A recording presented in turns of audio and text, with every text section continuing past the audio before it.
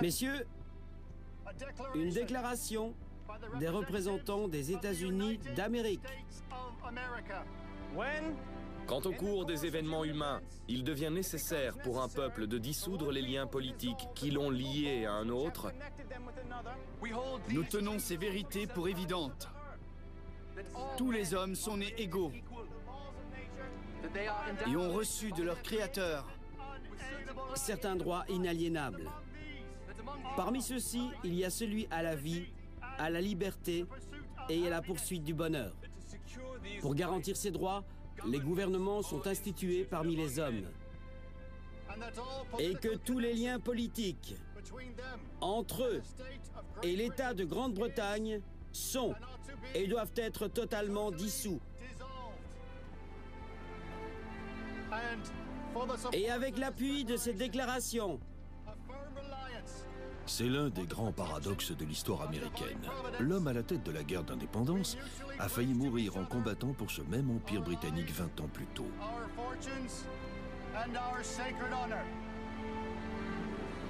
À la veille de la bataille, George Washington ne peut s'empêcher de repenser à cette ancienne guerre. Je n'ai pas laissé passer cette date anniversaire sans repenser à la manière dont nous nous sommes échappés à Great Meadows.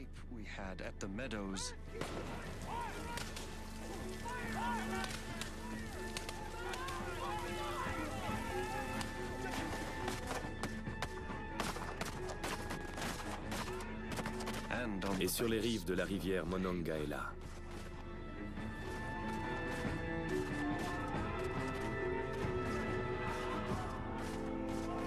C'est elle qui a fait de lui le chef qu'il est devenu. La guerre de 7 ans. Mais le jour où tout a commencé, le comportement du père des États-Unis n'a rien eu d'héroïque.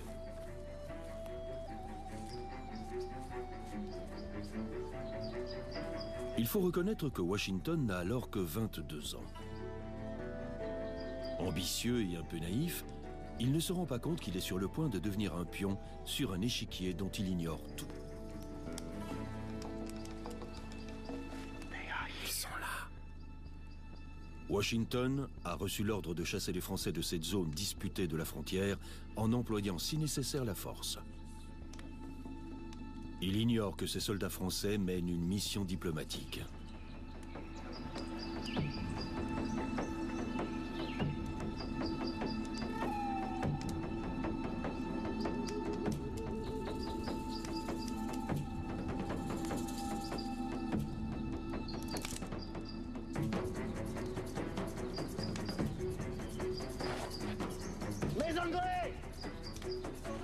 Le jeune commandant ne prend pas le temps de s'informer de la raison de leur présence dans ce lieu.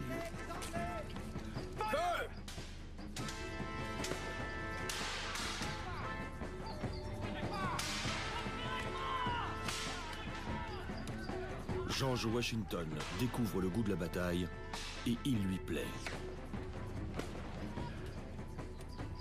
Je peux en vérité vous assurer que j'ai entendu les balles siffler.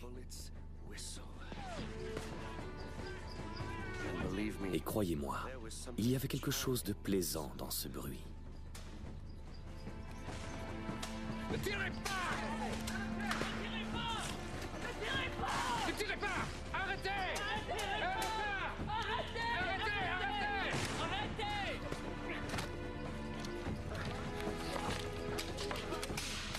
Ne tirez pas! Stop! Stop! Stop!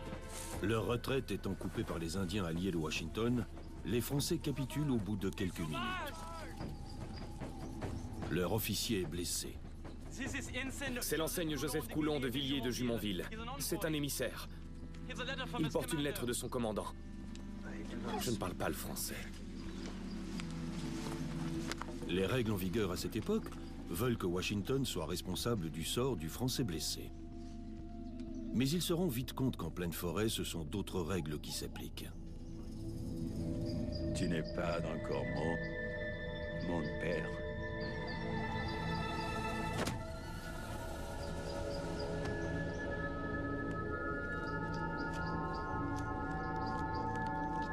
Ce chef Sénéca, qui porte le titre de demi-roi, a une autre idée en tête. En quelques minutes, ces guerriers pillent le campement français. Ils scalpent les morts et les blessés avant de repartir. Washington n'avait pas prévu un tel massacre. Il n'avait pas non plus prévu ses conséquences. Cet incident va déclencher une guerre totale pour le contrôle de l'Amérique du Nord, qui s'étendra bientôt au reste du monde. Elle porte le nom de guerre de 7 ans. Voici l'histoire d'une guerre qui, contre toute attente, a donné naissance à une nouvelle nation. Voici l'histoire de la guerre qui a fait l'Amérique.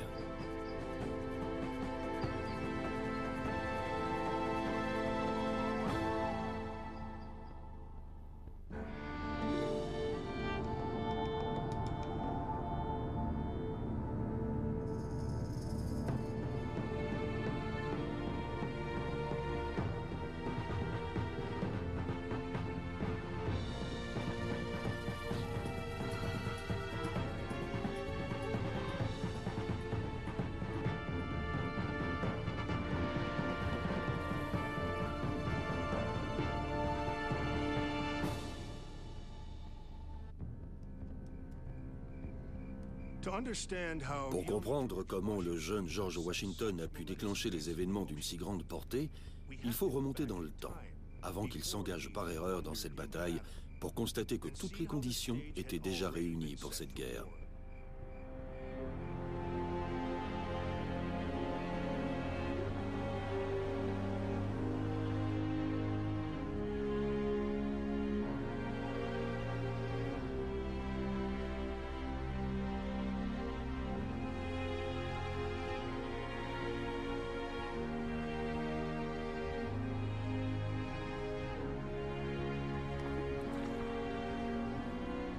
Printemps 1752.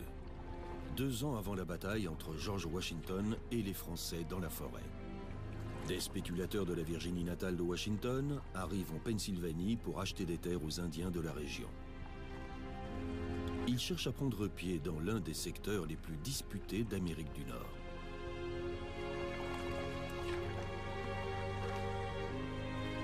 Dans les années 1750, la Grande-Bretagne occupe la côte Est, alors que le Canada et la vallée du Mississippi sont sous domination française. Entre ces deux empires se trouve un véritable trésor, la vallée de l'Ohio. C'est une région quasiment déserte de la taille de la France. Les Britanniques et les Français s'intéressent à un endroit bien particulier. Un confluent baptisé les Fourches de l'Ohio. C'est un lieu stratégique où se dresse aujourd'hui la ville de Pittsburgh. Mais les Fourches de l'Ohio sont difficilement accessibles.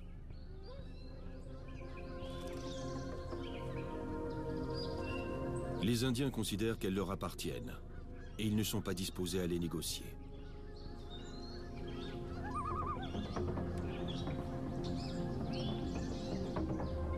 Toutefois, un chef indien de la région est prêt à discuter, le demi-roi. Le même homme qui jouera un rôle si important dans la vie de George Washington 2 ans plus tard.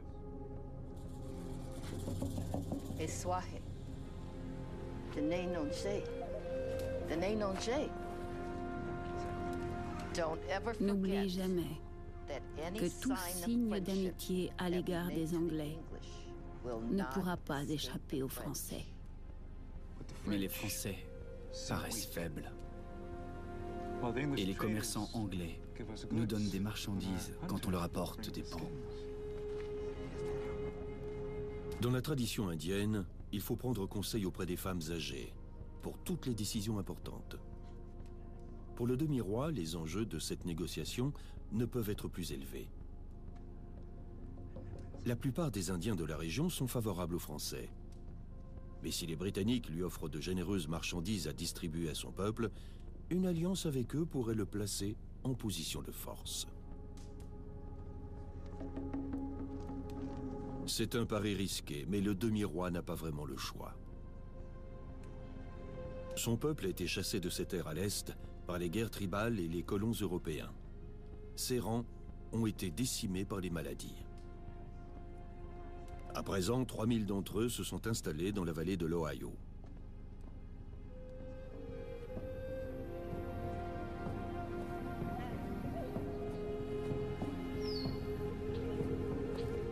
Et ils la défendent jalousement.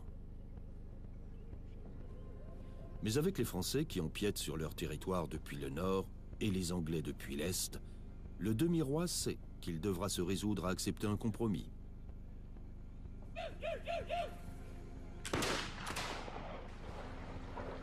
Pourquoi tire-t-il? Rien à craindre.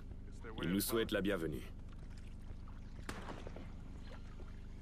Mais s'il tire à la fin des pourparlers, là, il faudra s'inquiéter.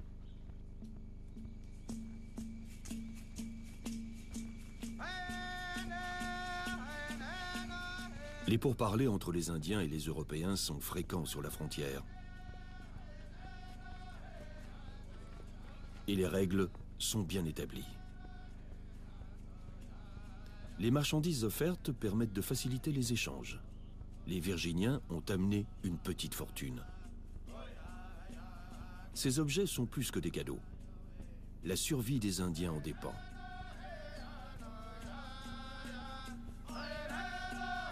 En leur proposant un approvisionnement régulier, ils gagneront plus facilement leur soutien.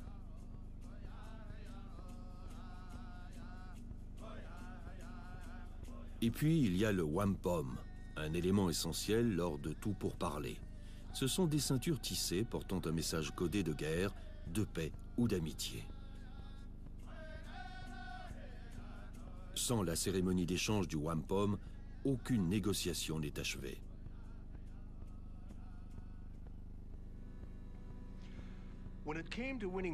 Pour gagner les faveurs des Indiens de la vallée de l'Ohio, les Britanniques avaient beaucoup de retard à rattraper.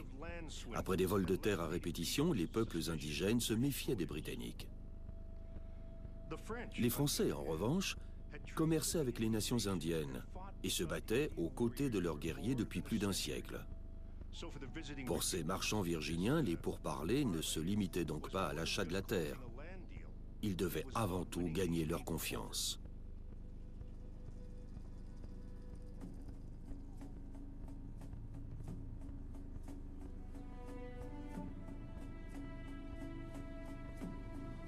Le demi-roi joue un jeu diplomatique subtil entre les Britanniques et les Français. Et pour compliquer un peu plus la situation, il n'est pas son propre maître dans ces négociations. Son peuple n'est qu'une tribu parmi beaucoup d'autres, et elle n'est sûrement pas la plus puissante. La force dominante dans le nord-est est la Ligue des Iroquois, une confédération de 6 nations installée dans le nord de la province de New York.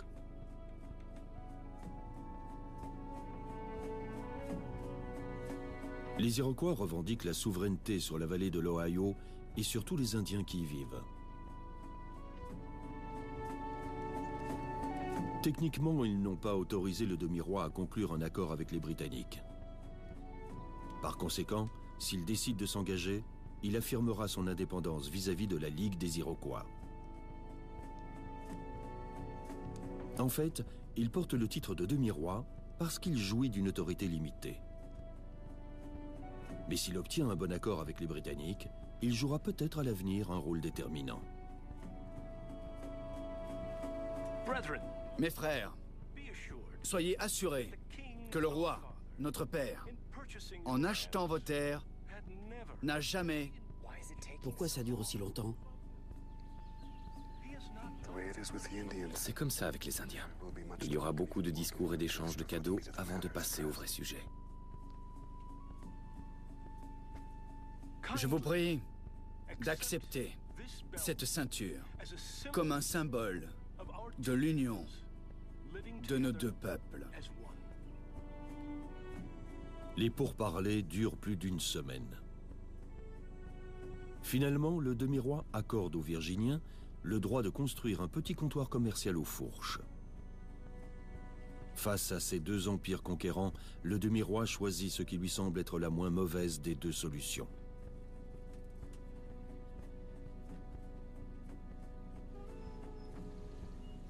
Les Français revendiquent toute la terre d'un côté de la rivière, et les Anglais revendiquent toute celle de l'autre côté. Si tel est le cas, je demande, où se trouve la terre indienne? Nous vivons dans un pays entre les deux. Et par conséquent, cette terre n'appartient ni à l'un ni à l'autre. Le grand esprit là-haut a permis que ce soit pour nous un refuge.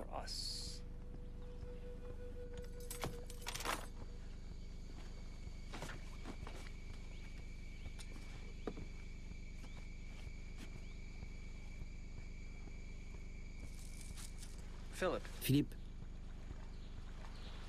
comment dit-on adieu? Ni wapete halashelapwa. Ni hapete halepshilepwa.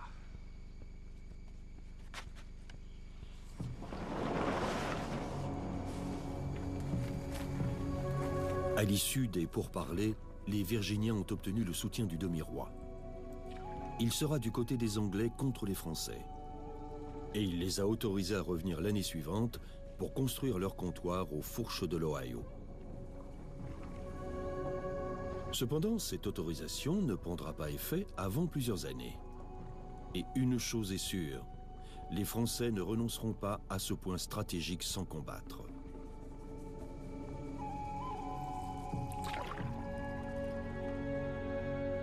En regardant cette carte, on comprend aisément pourquoi.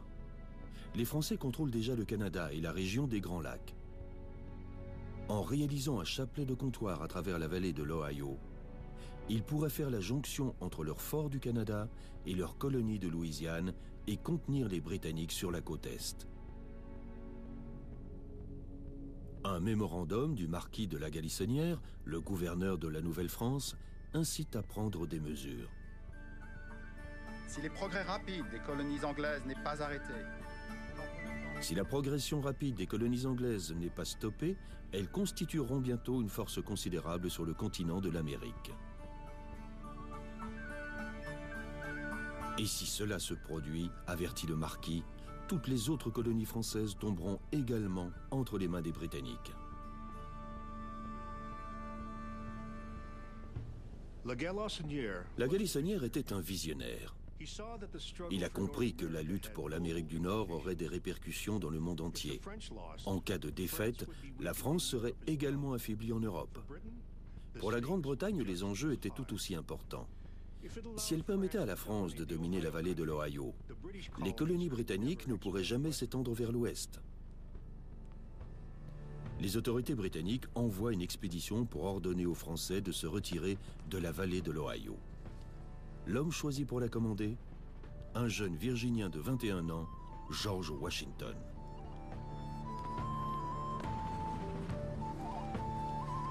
Washington est un choix qui s'impose. D'une stature imposante et pétri d'ambition, il est issu d'une bonne famille et il a hâte de se faire un nom. Le Virginien prépare lui-même le plan de son itinéraire. Il franchira les fourches de l'Ohio pour atteindre le fort Leboeuf près du lac Erie. Cette expédition de 800 km est lancée juste à l'arrivée de l'hiver.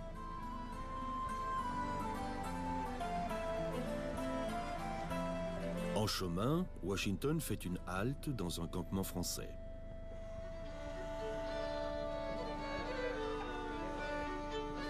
Le commandant lui réserve un accueil chaleureux.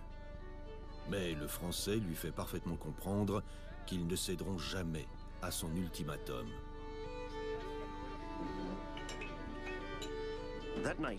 Ce soir, il nous a invités à dîner avec eux. Rapidement, le vin dont ils se servaient abondamment a délié leur langue.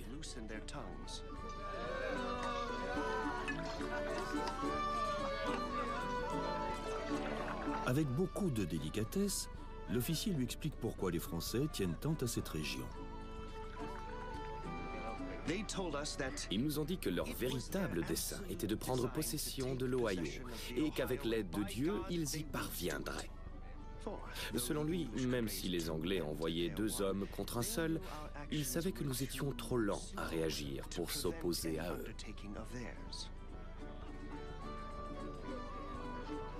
Après avoir essuyé le refus des Français, Washington entame son retour en Virginie en décembre 1753.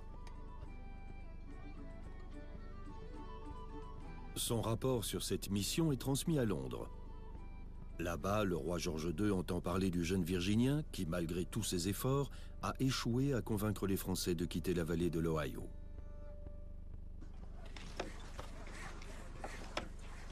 Au printemps suivant, les Virginiens répondent à la proposition du demi-roi de construire un comptoir commercial aux fourches de l'Ohio. Mais ils ne pourront pas l'achever. À peine les travaux commencés, des troupes françaises surgissent et obligent les Virginiens à quitter les fourches. Le demi-roi est furieux. La réaction des Français l'a humilié, et l'incapacité des Anglais à se défendre l'amène à penser qu'il a soutenu le mauvais camp. Il cherche un moyen de venger cet affront.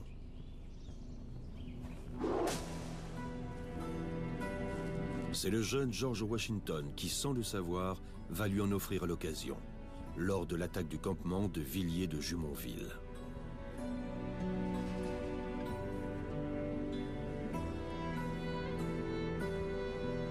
Au cours de ce même printemps 1754, Washington repart pour les fourches. Il doit aider les Virginiens à achever leur comptoir. Lorsqu'il apprend qu'il est trop tard, il prépare un plan de bataille contre les Français pour reprendre ce lieu stratégique. Le demi-roi accepte de le soutenir. Mais Washington ne se rend pas compte que le chef indien poursuit ses propres objectifs.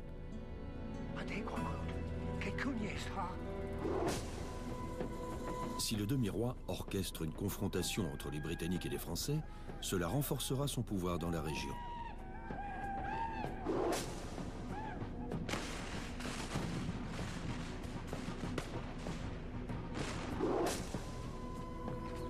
Mais pourquoi est-il allé jusqu'à tuer un Français blessé? Il voulait se venger de l'humiliation des fourches. C'est aussi un message adressé aux Français.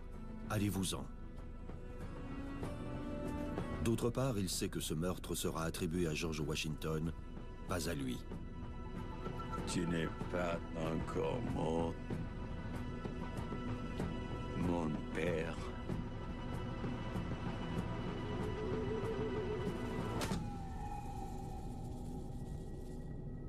Tu n'es pas encore mort, mon père? Il reprend de manière ironique un terme que les Indiens emploient pour manifester leur respect à l'égard de leurs alliés français.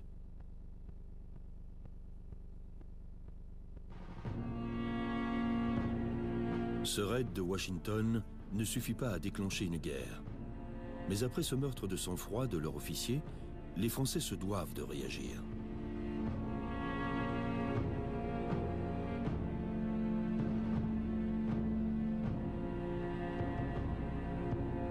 Quelques semaines plus tard, le frère de l'enseigne assassiné se lance à leur poursuite.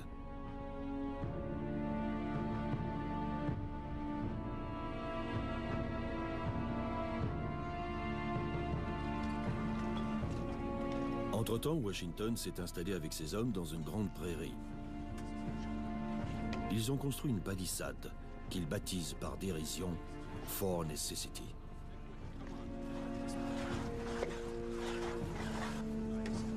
Washington pense que le demi-roi participera à la défense du fort. Mais le chef n'a plus confiance en ce jeune commandant. C'est Washington. C'est un homme plaisant, mais il est inexpérimenté. Il nous demande tout le temps de combattre sous ses ordres.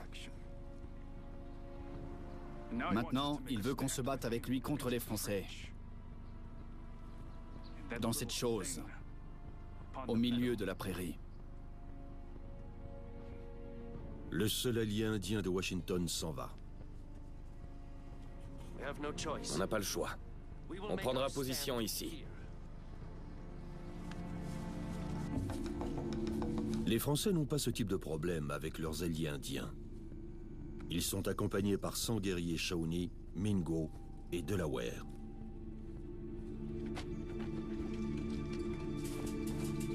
Aux environs de 9 h le 3 juillet, l'ennemi est passé à l'attaque avec des cris et les hurlements lugubres des Indiens. Washington veut combattre face à face dans la prairie, à l'européenne. Mais les Français et leurs alliés indiens ne coopèrent pas. C'est à ce moment-là que depuis le moindre arbuste, buisson, souche ou pierre est parti un feu constant, auquel nous avons répondu du mieux que nous pouvions. Jusqu'à une heure avancée de l'après-midi, jusqu'à ce que s'abatte la pluie la plus terrible que l'on puisse imaginer.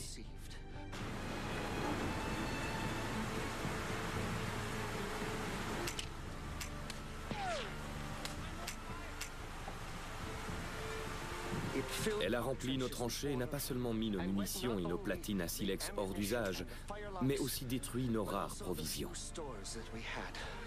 Nous n'avions plus que quelques baïonnettes pour nous défendre.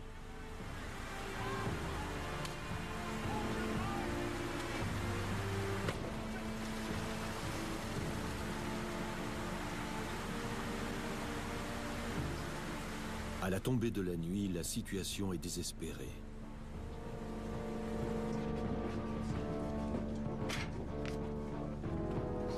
Quand le commandant français lui présente les termes de la reddition, Washington signe le document trempé. Ne connaissant pas le français, il demande à un officier hollandais de le lui traduire.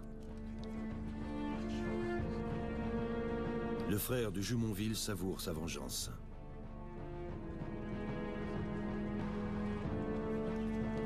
Washington apprendra seulement plus tard qu'il a reconnu en signant ce document être l'auteur du meurtre de l'enseigne Jumonville.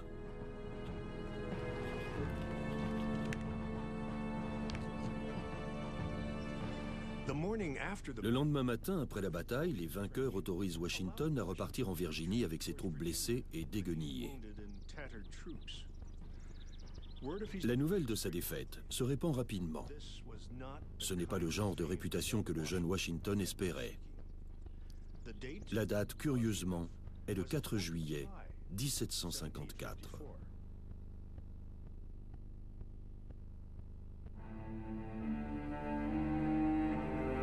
La défaite de Fort Necessity s'avère également désastreuse pour le demi-roi. Il a définitivement perdu le peu d'autorité dont il jouissait parmi les Indiens de la région. Le demi-roi mourra quelques mois plus tard. Un chef de Delaware décrit la situation incertaine dans la vallée de l'Ohio au cours de ce printemps de 1754.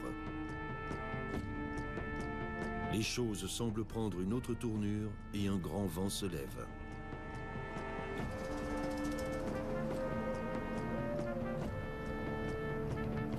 Alors que les nuages de la guerre se profilent à l'horizon, la puissante Ligue des Iroquois réfléchit à sa stratégie.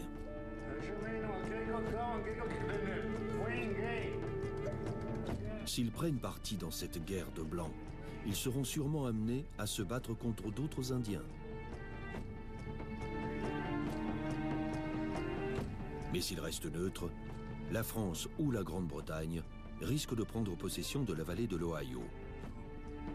Et si cela se produit, les Iroquois se retrouveront sans rien.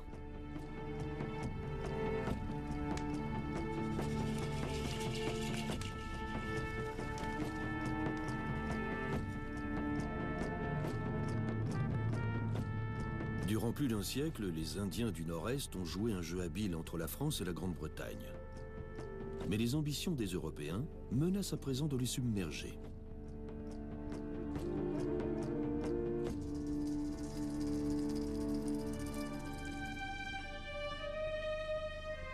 De l'autre côté de l'Atlantique, au palais de Versailles, le roi Louis XV et ses ministres préparent au cours de l'hiver 1755 un plan de défense de leurs intérêts en Amérique du Nord. Au moment de la fonte des glaces sur le fleuve Saint-Laurent, la France déploie 1800 hommes au Canada.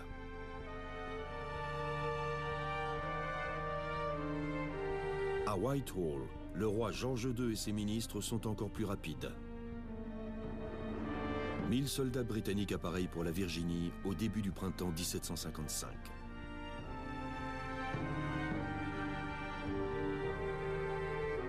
Les Britanniques veulent attaquer les Français dans la vallée de l'Ohio, ainsi qu'au nord de la province de New York et en Nouvelle-Écosse. Cette offensive sur 3 fronts doit repousser les Français jusqu'au Canada. La guerre est maintenant inévitable.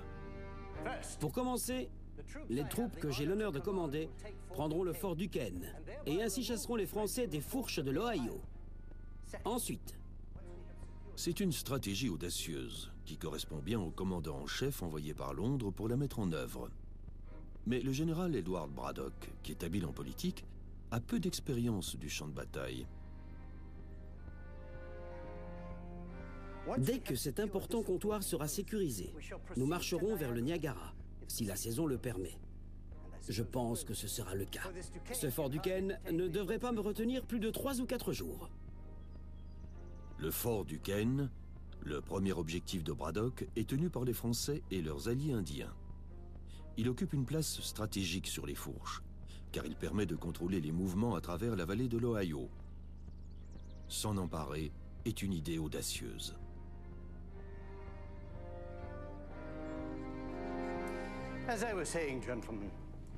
Cependant, dès le début, le général est confronté à des problèmes d'ordre politique.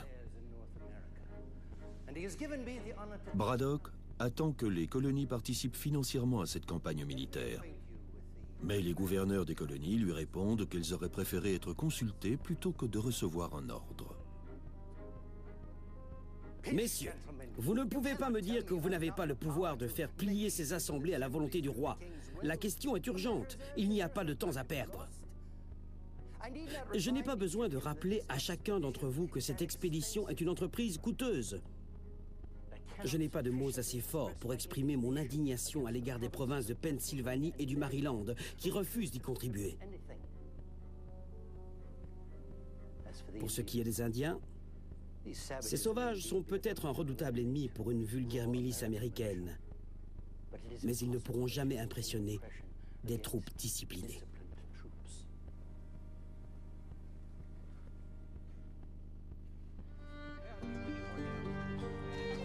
Les préparatifs pour l'expédition de Braddock contre le fort Duquesne, au printemps 1755, sont extrêmement lents.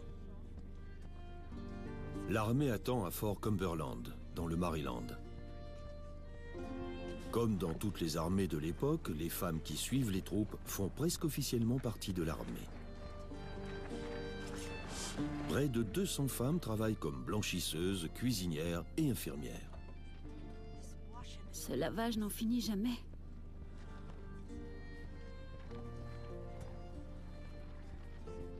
Betsy, quand le régiment de ton mari est allé se battre, tu as déjà eu peur?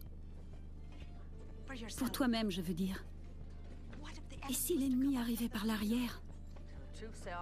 À vrai dire, Sarah, je n'ai jamais suivi les troupes à la bataille. Il n'y a rien à craindre ici. Le sergent dit qu'on est plus nombreux que les Français.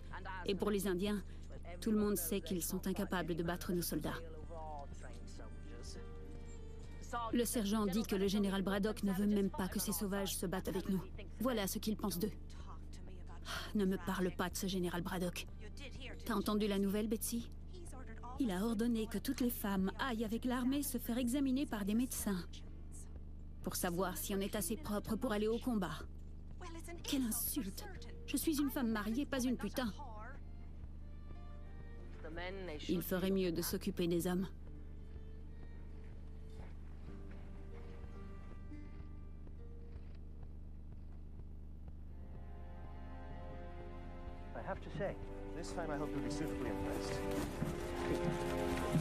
Le général Braddock choisit George Washington comme aide de camp.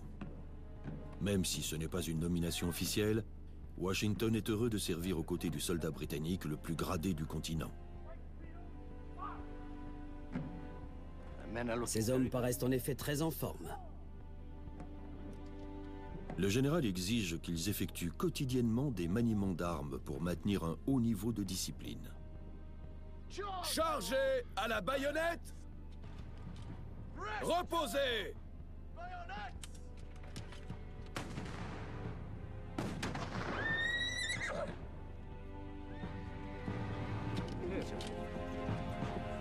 Mais environ un tiers de l'armée de Braddock est constituée d'Américains, des recrues non entraînées de Virginie, du Maryland et de Pennsylvanie. Pour Braddock, ce sont de médiocres soldats.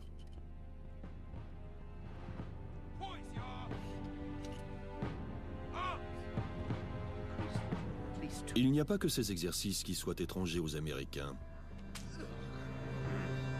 Beaucoup découvrent également les punitions, y compris pour les petites infractions pratiquées dans l'armée de l'époque de George II.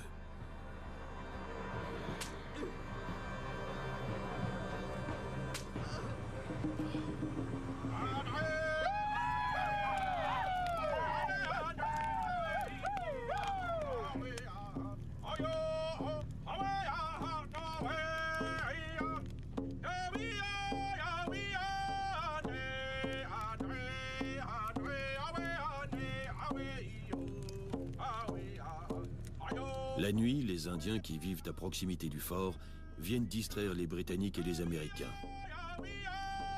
Ces danses décrivent la façon de combattre de leurs guerriers.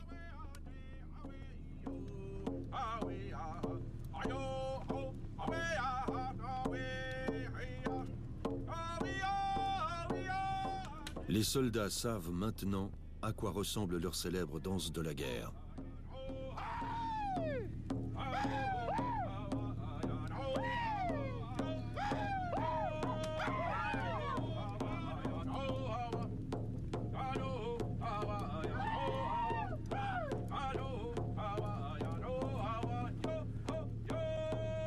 Les Américains encouragent Braddock à chercher des alliés indiens. Mais le général fait preuve d'entêtement. Il ne recrute que 7 Indiens.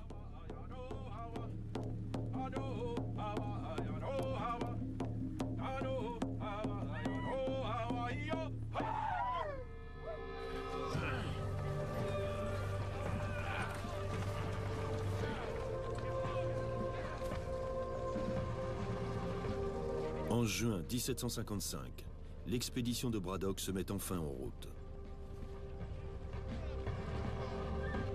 La longue colonne constituée de chariots, de canons, de chevaux et de l'intendance s'étire sur plus de 6 kilomètres.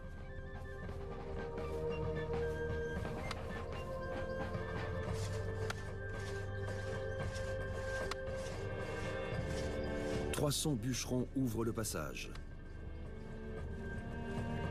C'est une prouesse logistique dont seuls les Britanniques sont capables. Ils vont traverser 150 km de forêt dense, escalader des montagnes à pic et franchir des rivières envasées. Mais au bout d'une semaine, ils n'ont parcouru que 35 km.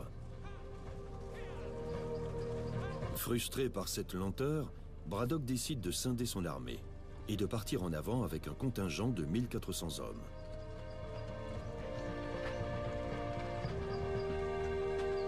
C'est la 3e mission de Washington dans la vallée de l'Ohio. Cette fois, il espère enfin chasser les Français.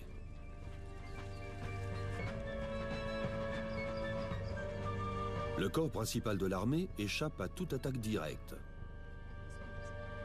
D'autres n'ont pas autant de chance. Le messager anglais James Smith est capturé loin de la colonne et conduit au fort Duquesne. Cours aussi vite que tu peux.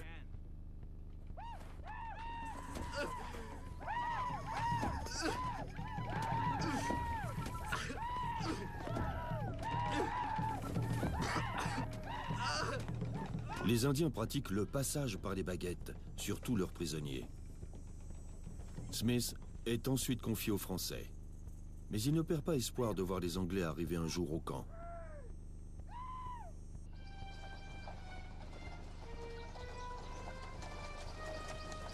Après 3 semaines éreintantes, l'armée britannique s'approche enfin de la rivière Monongahela, à quelques kilomètres au sud du fort Duquesne. Son moral est au plus haut. Le général Braddock a conduit son armée durant près de 150 km. Ces ingénieurs ont construit des routes de rondins pour franchir des marécages. Une compagnie de marins a réalisé un palan pour hisser les gros canons dans la montagne. Le pire est derrière eux.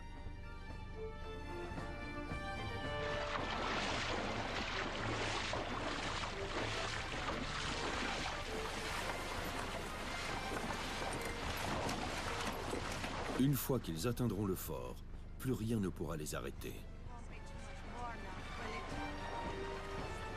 J'espère que ce soir nous porterons un toast à Fort Duquesne.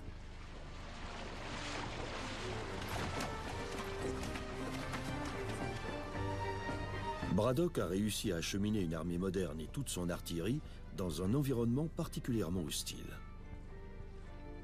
Washington est impressionné. C'est le genre d'officier que le jeune Virginien aspire à devenir.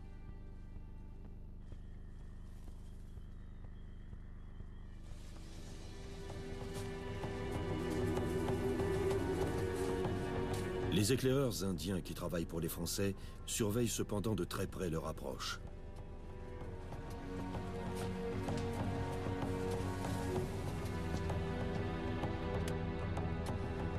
Lorsque la nouvelle de l'arrivée de la colonne britannique parvient à Fort Duquesne, les Français comprennent que leur seul espoir est de la prendre en embuscade lorsqu'elle franchira la rivière Monongahela. Mais leurs alliés indiens hésitent. Ils ne veulent pas affronter un ennemi aussi nombreux. Le capitaine français Léonard de Beaujeu enfile alors des vêtements de guerre indiens et se peint le visage. Un geste de solidarité auquel les Britanniques ne songeraient jamais.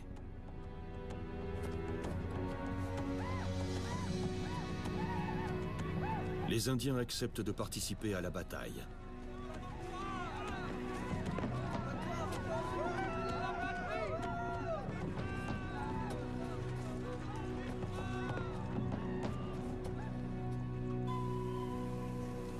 En tête de la colonne britannique, George Croghan, un commerçant de Pennsylvanie, commande les 7 éclaireurs indiens et parcourt rapidement les derniers kilomètres menant à Fort Duquesne.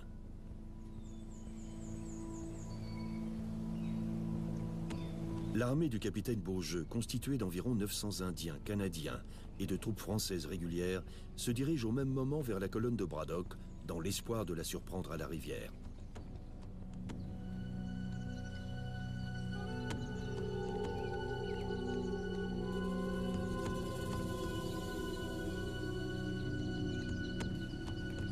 Il est impossible de dire laquelle est la plus étonnée des deux lorsqu'elle se retrouve face à face en pleine forêt.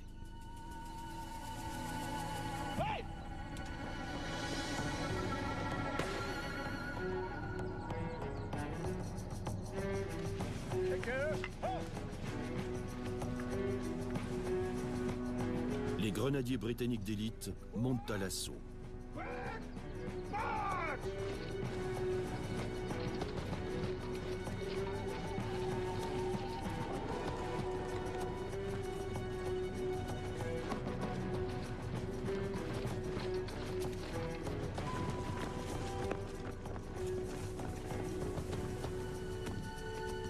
Beaujeu demande aux Indiens et aux Canadiens de se replier dans la forêt.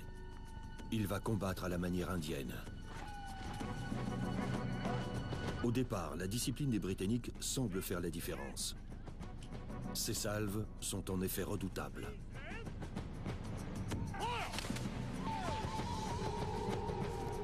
Beaujeu est l'un des premiers à s'écrouler.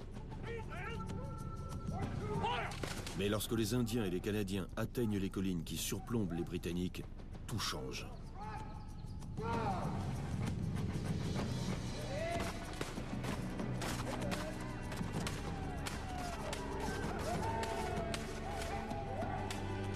Washington et les autres officiers font tout pour maintenir leurs hommes en formation.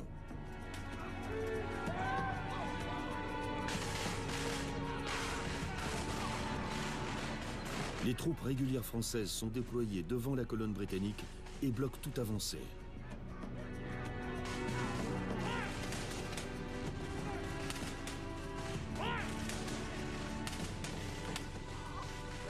Pendant ce temps-là, les Indiens et les Canadiens cachés ouvrent le feu des deux côtés. Britanniques commencent à reculer, mais sur cette étroite route forestière, ils se heurtent aux troupes restées en arrière. Il s'ensuit un véritable chaos.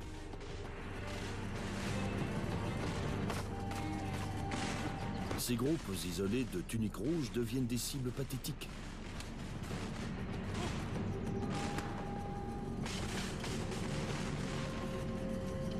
L'artillerie, qui aurait été redoutable au fort Duquesne, s'avère ici totalement inutile.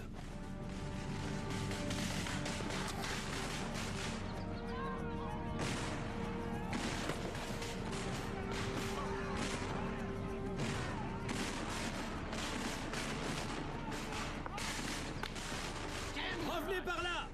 Retournez vous battre!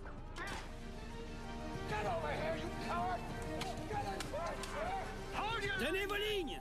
Tenez vos lignes! Permettez aux Virginiens de se battre comme l'ennemi. On connaît la technique indienne. Certainement pas, monsieur. Restez à votre place.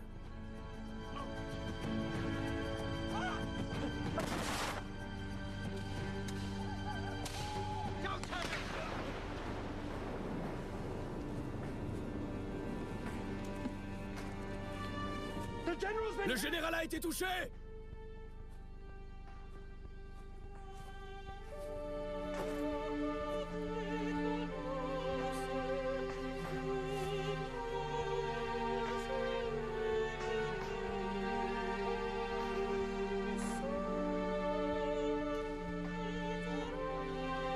Les assaillants ne tardent pas à atteindre l'arrière de la colonne britannique.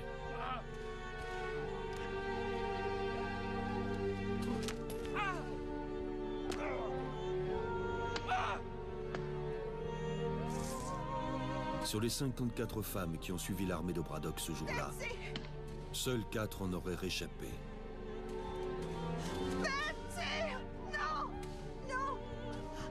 Certaines des disparues ont été conduites au Canada et rachetées aux Indiens par les Français.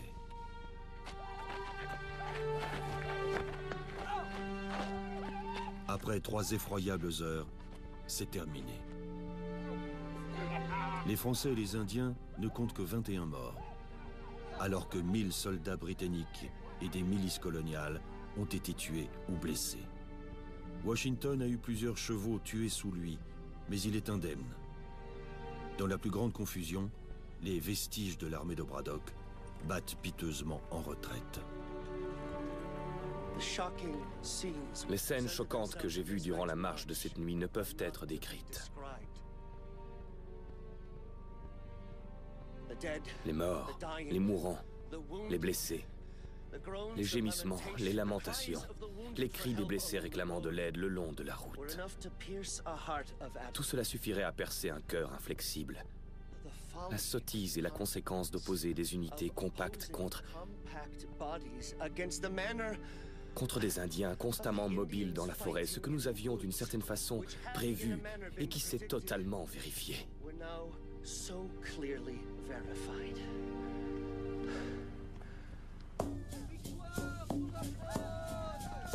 La nouvelle de cette grande victoire franco-indienne parvient à Fort Duquesne à la fin de la journée.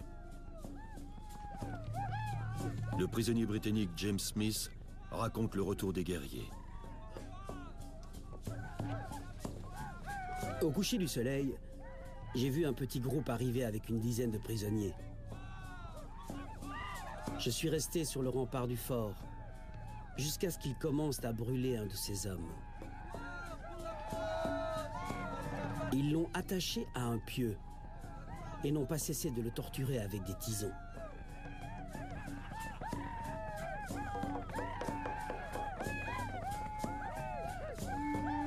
Smith est certain de subir le même sort. Au lieu de cela, il sera adopté par une famille indienne afin de remplacer un parent mort durant la bataille. Il passera 6 années parmi les Indiens.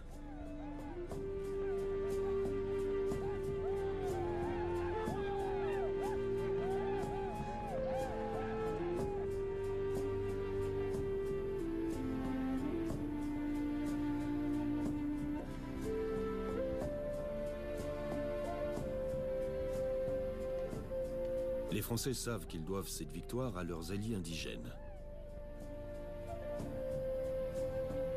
Les Indiens dépouillent les cadavres pour ramener chez eux une preuve de leur exploit.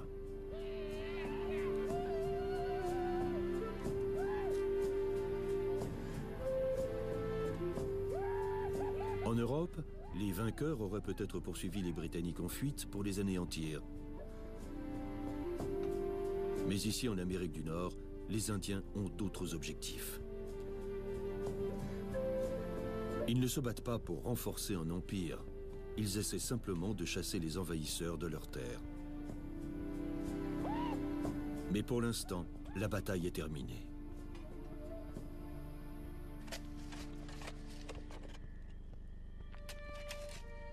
Le 5e jour suivant les combats, le général Braddock meurt de ses blessures. Durant un bivouac près des Great Meadows, le courageux mais malheureux général Braddock a rendu son dernier soupir.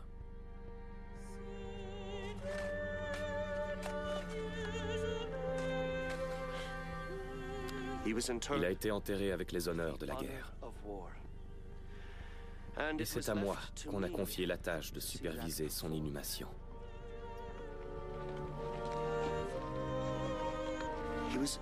Il a été enterré au milieu de la route. Puis l'armée, les chariots et tout le matériel sont passés dessus pour en faire disparaître toute trace, afin qu'elle ne soit pas profanée.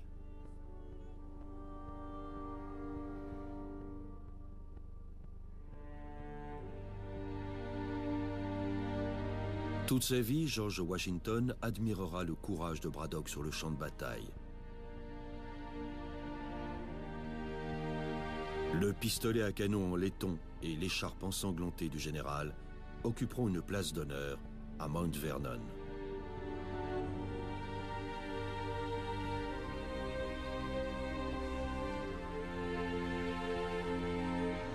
Plusieurs années après la bataille de Monongahela, des ossements non inhumés de soldats britanniques et américains ont été retrouvés ici. Bâtir un empire a toujours un coût. La Grande-Bretagne et la France vont verser beaucoup de sang pour récupérer un trésor aussi immense que l'Amérique du Nord. Ce n'était que le début. Aucun camp n'imaginait à quel point cette guerre serait coûteuse en vie humaine, ni combien de batailles il lui restait à perdre.